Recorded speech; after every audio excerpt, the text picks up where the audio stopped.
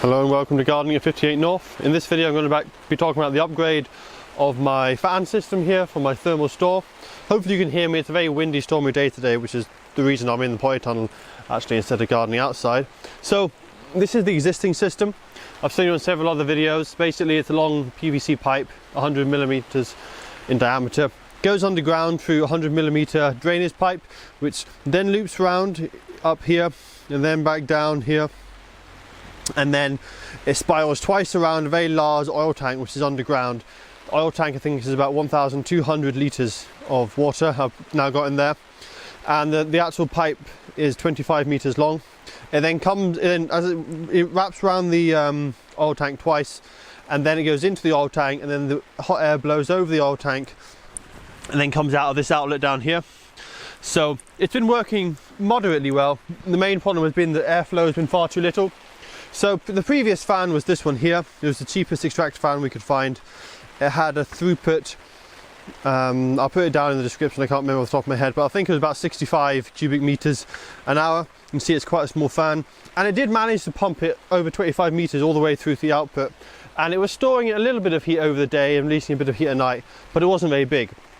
So now we've had a major upgrade and we bought this fan, which I think is 6 times more powerful. It's a very powerful fan, this one, in comparison. I've just wired it up ready now, so you can see the specifications are there. It's 552 cubic meters an hour, so it's much more powerful. Now the only way to get a more powerful fan, unfortunately, was to get a bigger one, which doesn't fit, so I've had to buy an adapter. Unfortunately the adapter said it was a 150 to 100 mil circumference, and this is supposed to be a 150 mil diameter. I thought they would match, but they're actually identical size. I thought this one would be slightly larger, so this would fit inside it, but it hasn't. So what I've done is I've had to drill some bits of plastic and put it on 4 sides and bridge that. I then got electrical tape covering up this, and I'm probably going to put silicone on the inside as well to cover that up. Also there was a clamp here and a clamp here. The clamp was broken in transit, so I've had to duct tape that with this part here. But otherwise it's working well. And I'll show you the actual fan. As you can see, it's quite a monster.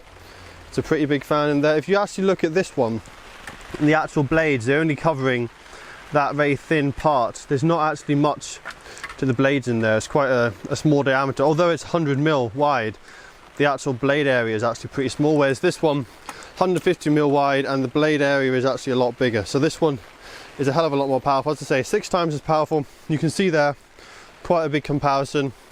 And I'm quite liking how it looks actually. It looks like a little bit like a rocket engine with that nice metal adapter on the end.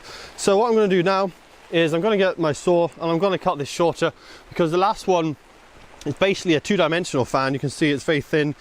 That back bit here was actually inside the pipe, so all that you saw was this thin section. So you can see the difference. It's quite a big difference there. One was 2D, one's basically a 3D fan. So when this fit on top, it just simply popped in like this, and it sat completely flat like so.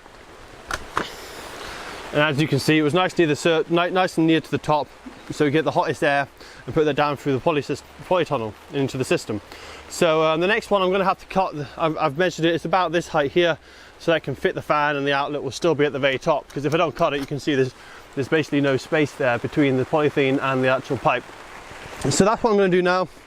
Got my saw, I'm going to cut it. It should just pop in because I've got the right diameter on that.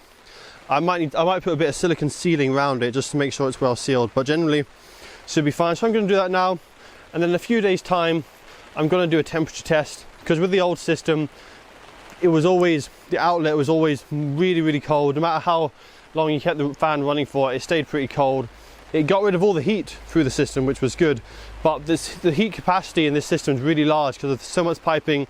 And because of the oil tank as well, it means that there's massive capacity but very little throughput of the air and the heat, which meant that you could have the pump running all day and it would only top up the system maybe 5 or 10%. I'm not sure what the actual figures are, but with this system, hopefully this can charge it up in a few days instead of the other one, which took probably a few weeks or months to charge the system. So we'll see how it goes, and as I say, when we have a nice sunny day I can test it fully and see how well it runs. So it's now the next day. It's been running all night and it was quite cold at night. It got down to about 2 degrees last night. This morning was also really cloudy, so I couldn't video it then, but from about 12 o'clock till the afternoon it's been quite sunny. And it's quite strong sunshine, even though It's only the 5th of March at the moment. It's still quite strong sunshine, so it has actually got quite hot in here. So I'll just go have a look at the temperature. So as you can see, it's about 25 degrees here in the polytunnel, which is pretty good. And it's sucking in plenty of air. Quite happy with the flow rate as well. You can see that even though the fan is quite far away from some of these cobwebs up here, these cobwebs are moving around a lot, so obviously a lot of air being sucked in, and also this bit of plastic hanging down is moving around. You can see how far away it is from the extractor fan. And if I just turn the extractor fan off, you'll see that most of that movement is actually from the extractor fan and not from just eddy currents from the sun. So it'll take a while to calm down, but you can see now that cobweb is pretty much motionless, and also that piece of plastic is only slightly moving, whereas before they were moving quite vigorously. I can show you as I turn it on, if I can get the camera in view so you can see both at the same time. Plastic on the left, cobweb on the right. Let's get a bit more zoomed in. Now turn it on. There you are, you can see them starting to move again. So it's obviously a good flow rate going down the tube. Flow rate coming out isn't the same as going in, but that's probably because we've got perforations in the tubing. So there's a little bit of leakage, but the leakage isn't great. Most of the air is still coming out the bottom. Any leakage there is just going to go filter through the air, because it's all underground. I've felt around, the bits around where it goes into the ground, I felt around there, I felt around the tubing. Can't feel any leaks. The only leaks we do have is actually underground, and that's not a big issue because that warm air is just going to seep into the soil and help store more energy. So I have a look at the outlet now. As I said, I can feel quite a good flow coming out. Probably you can't really show it on the camera, unfortunately, but it's decent enough. So I'll check the temperature. So you can see there it's about 8 degrees at the moment coming out. So it's showing that all the heat, pretty much all the heat, is still being taken out the system. So the fan isn't too powerful for the system. If anything, we could actually have a slightly more powerful fan still, could get a faster flow rate going through there. But the other reason is it's possibly because it's been very cold. We've had a lot of cold weather. The ground's been about 6 or 7 degrees at the moment, and this is only one afternoon that we've been able to pump any warmth down. So we'll see. I'll do another video hopefully later in the year, and I'll give you a review of how well it's doing it with the hotter weather and the hotter sunshine. See how much heat actually gets down.